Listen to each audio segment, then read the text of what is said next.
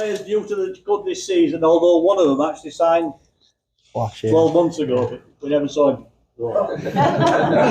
Firstly, the furthest away from me is Jack Murchie, who I'm told was born in New South Wales. Hey guys, thanks for coming out. 26 years ago. Yeah, sounds about right. Began his rugby career with the wonderfully named Milton Ulladulla Bulldogs. Yeah, that's it. Is that what level's that at? It's just like local grades, so yeah, probably like, I don't know, is Laund Hill, would that be like a local team? Nah, there's Birkinshaw Bulldogs. Yeah, something like that, probably, yeah, similar to that, yeah. Made his NRL debut in 2018 with the Canberra Raiders, and then went on to play with the New Zealand Warriors and the Parramatta Eels before agreeing to join Huddersfield on a 3-year deal. So that's Jack Murchie. Give him a warm welcome. And then next to Jack, we've got George Flanagan Jr. Then we call you that. Yeah, now they do, yeah. Who was come to us on a 4-year deal for the Bradford Bulls. He was also a dog when he started. Birkinshaw Blue Dogs. Yeah. I gather. Yeah.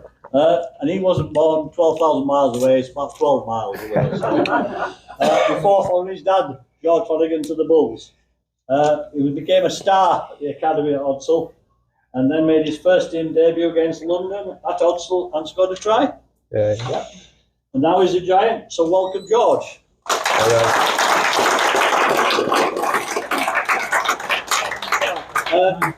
I'll just ask each of the guys a question, get a bit about, hopefully get to know a bit more about them.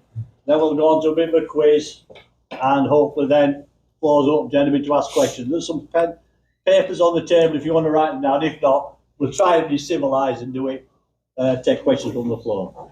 But first of all, question to Jack. First of all, to each of you, what made each of you take up rugby? Jack? So I started off playing soccer originally, and I used to get upset and cry actually after the game because the kids would sort of keep the ball away from me.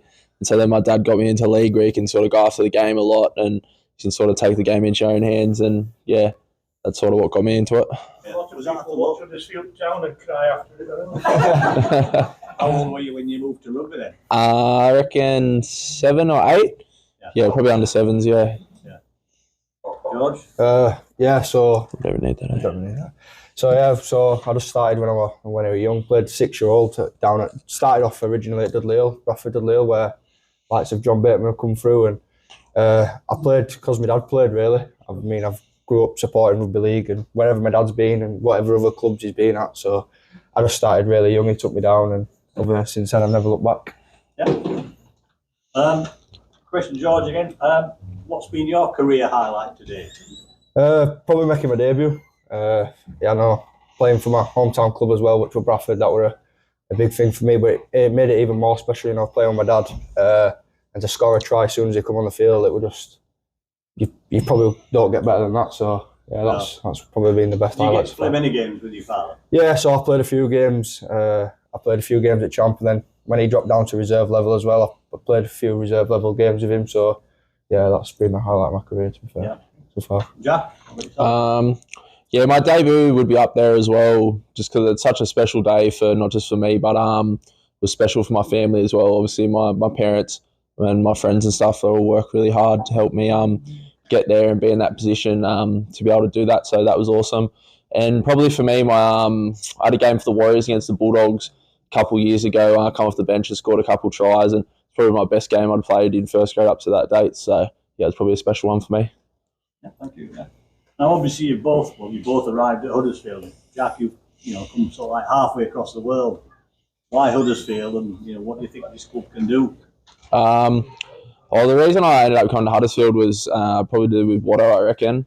Had a good chat to him on the phone for about an hour and really liked the sort of guy that he was, and he had a good vision for the club, and he sort of said all the right things to me, so that sort of made me come across. And I think we got a strong squad with some good youth players like George and some older boys like Yatesy, the captain. So yeah, should hopefully have a good season. Yeah.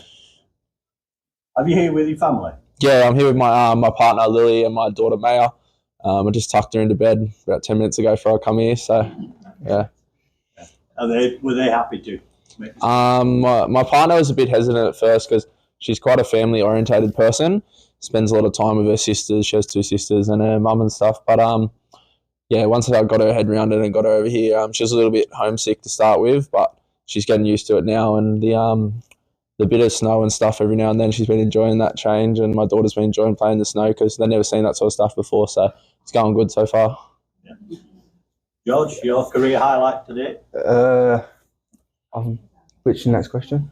The question. Oh, sorry, why only? Yeah, why only? Yeah, so when I coming up to the end of my contract at Bradford, there were a few clubs that I were in talks with, but as soon as I spoke to Watto and I spoke to some other boys like Pricey when he were here last year, because I've knew Pricey like quite long, and he said, you know, it's a great club. Watto's really good with, especially me as a young lad and a few other young lads, you know. He helps me a lot. So then, as soon as I had a meeting with Watto, it kind of just made my mind up already, and you know, that's why I probably joined here, because speaking to him, probably the reason why. Yeah. And what you're hoping to achieve? You've got a 4-year deal. What you're hoping to achieve? Yeah, so this year, just, you know, especially coming in this year, learning off the likes of Jake and Tui, people that play similar positions to me, just learning off of them this year, and hopefully keep putting my foot in the door to come right up behind Jake. You know, if anything happens, I'm still young, still got a lot to learn. Just about learning and improving each day as it comes. So. Yeah. Have you always played fullback? Yeah, so halfback, fullback. I've played, but mainly fullback. Yeah, it's a position I like. Right, you can start this one first. Then, which opponents are you most looking forward to facing in this new professional career? Probably got to be the top, like Saints and Wigan, if you ever play against them, or any players that play for them. You know, I've grew up watching rugby. I mean, I must watch every single game. I just love the game. So to play, especially like now, just training with the likes of like Tui and Jake and Chris Hill and Murch and Yatesy and loads of other people, like I've grew up watching them. So to train with them and to maybe share a field with them one day will be special. Yeah. Have you followed a team? Well, I've always followed Bradford. Have you followed one team, or have you followed your father? Yeah, well, probably my father, but mainly Bradford. So like I've always been a Bradford Bull supporter, and just gone to all their games really. So yeah.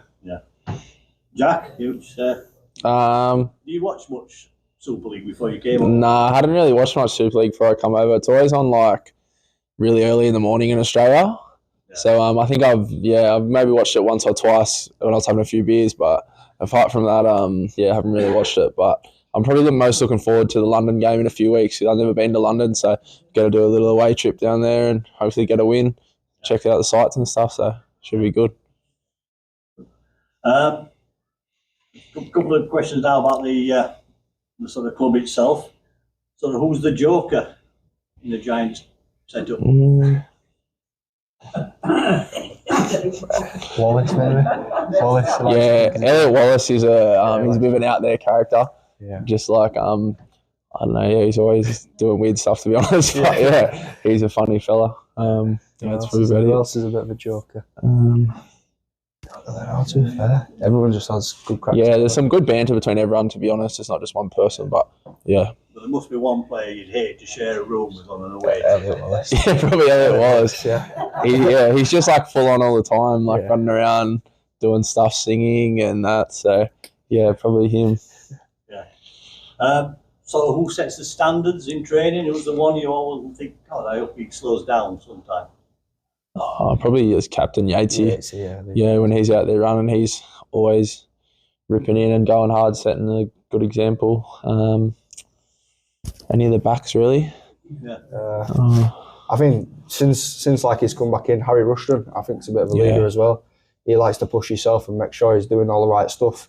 Especially when we've been in like non-players conditioning and stuff, he's always, all the young boys especially, he's helping us. Even though he's probably still quite young himself, he likes to lead from the front. Yeah.